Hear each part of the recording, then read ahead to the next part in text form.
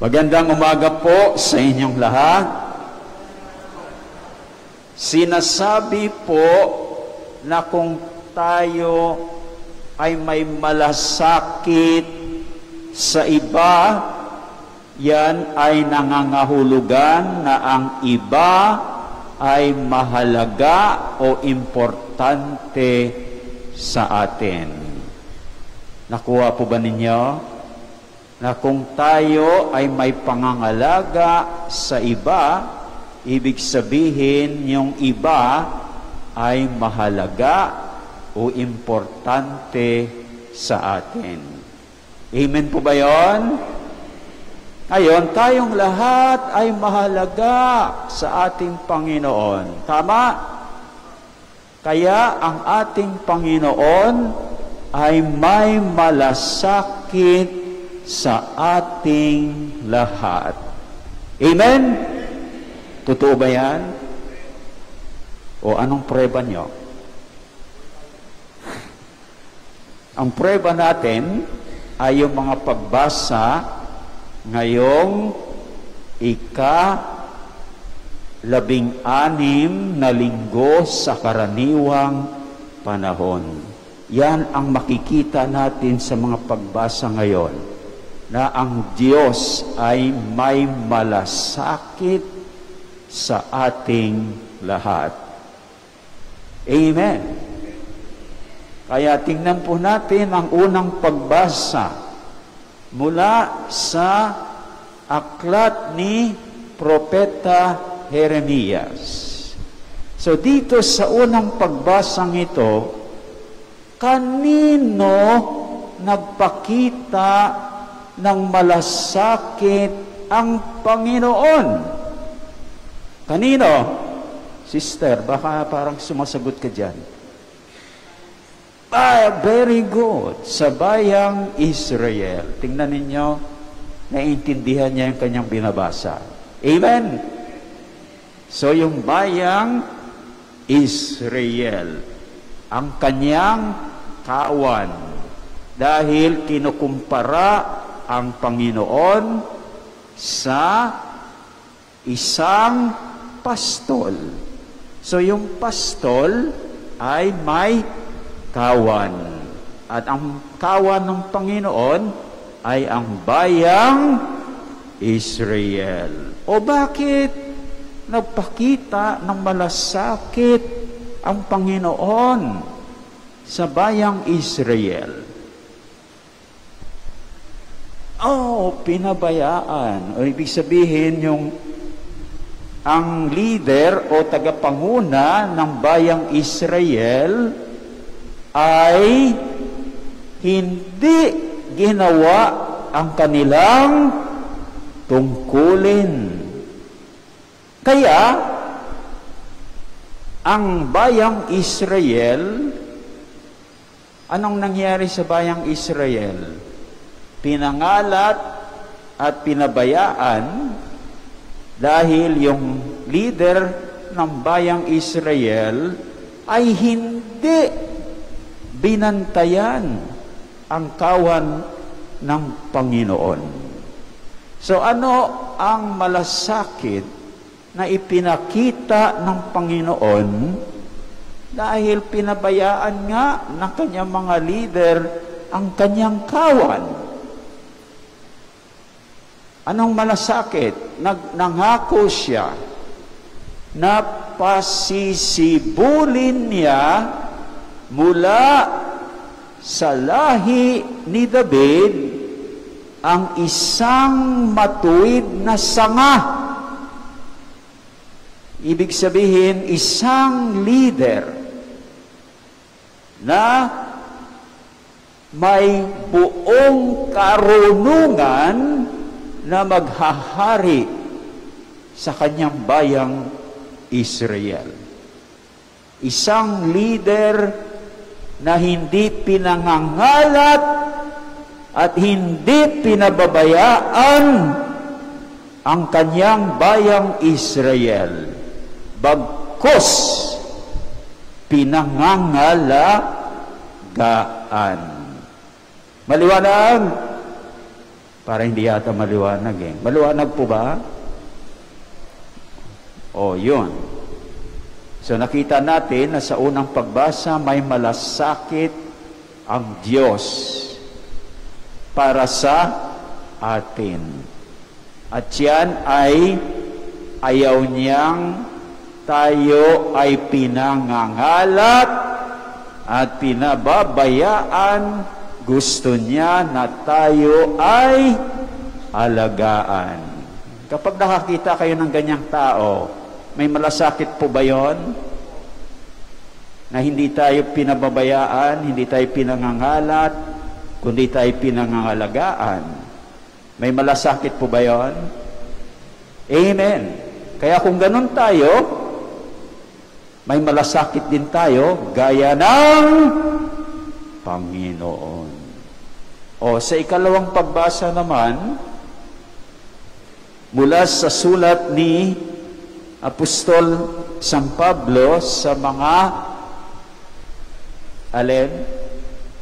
Very good. Taga-Epeso, kanino naman nagpakita ng malasakit ang ating Panginoon?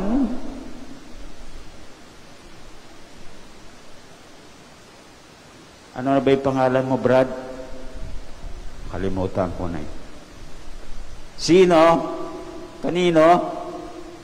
Sa mga Hudyo at mga Hentil. Sa katunayan, nagpakita ang Panginoon ng malasakit sa lahat ng tao. Dahil noong kapanahunang yon, ang lahat ng tao ay nahahati lamang sa dalawa.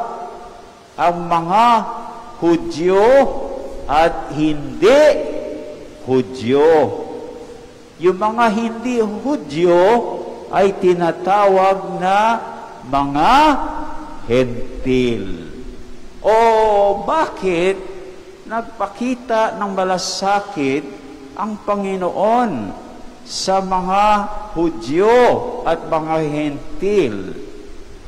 Dahil mayroong alitan.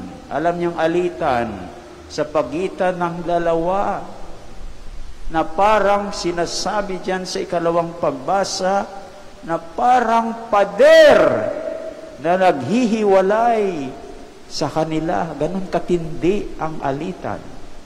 Bakit? Ano ba yung alitan? Kasi alam ng mga Hudyo na sila ay bayang pinili ng Diyos. They are the chosen people. Talagang pinagmamalaki nila yon. Kaya mababa ang pagtingin nila sa mga hindi Hudyo. Alam ba ninyo kung anong pagtingin nila? Sila'y parang panggatong sa apoy sa impyerno. Di ba? Ganong kababa. Di ba? Panggatong ka lang sa apoy ng impyerno. Ibig sabihin, ikaw ay para lamang itapon sa impyerno. Kaya nagkaroon ng alitan. Ayaw makihalubilo yung mga Hudyo sa mga Hentil. So anong malasakit ang ipinakita ng Panginoon dahil sa alitan na ito ng mga Hudyo at mga Hentil? Anong sister? Talagang nag-aral ka. Sa pagmamamagitan ng kanyang kamatayan sa krus. Dahil sa kanyang kamatayan sa krus, iniligtas ba niya ang mga Hudyo lamang?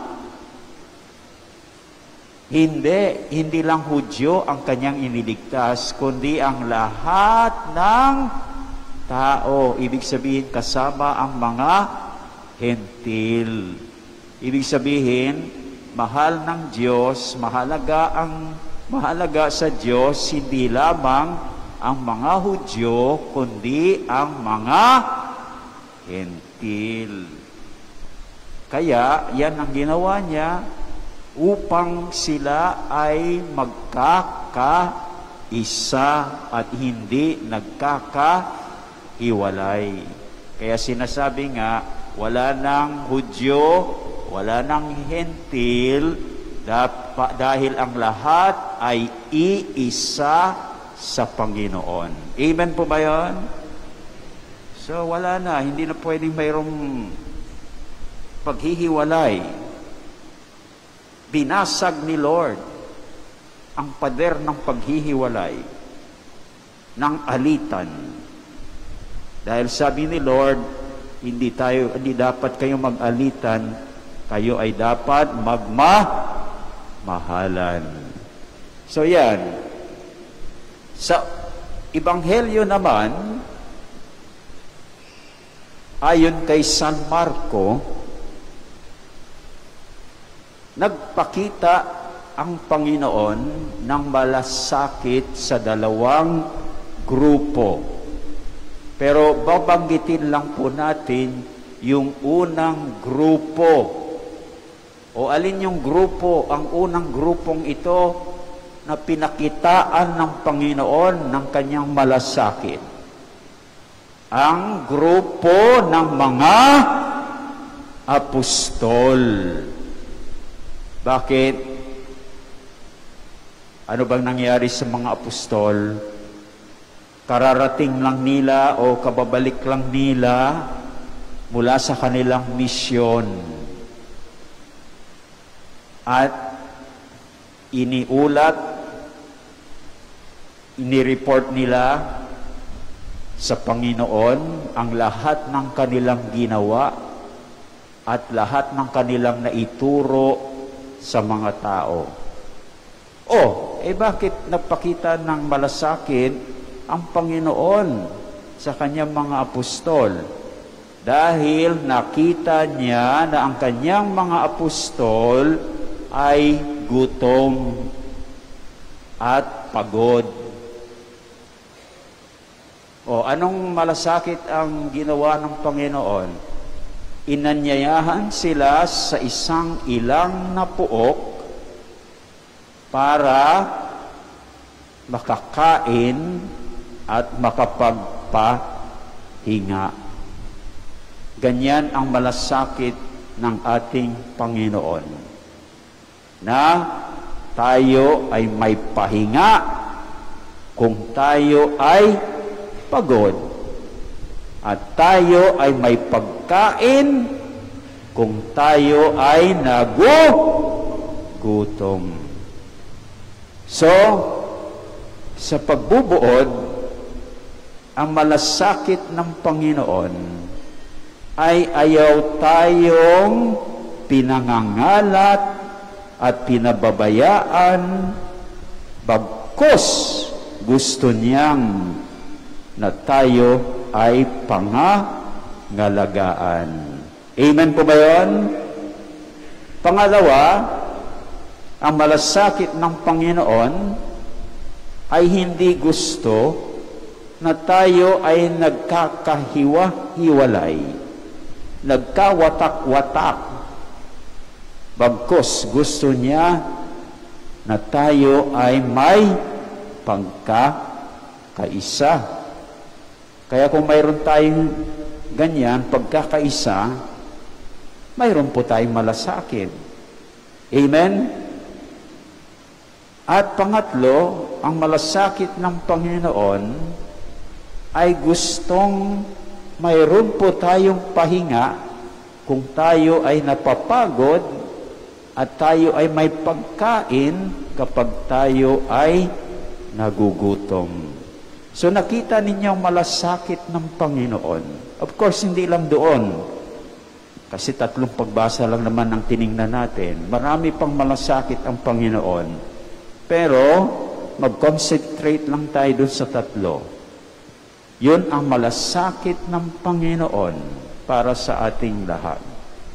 Pero, inaasahan niya na tayo rin ay magpapakita ng malasakit sa isa't isa, gaya ng kanyang malasakit para sa ating lahat.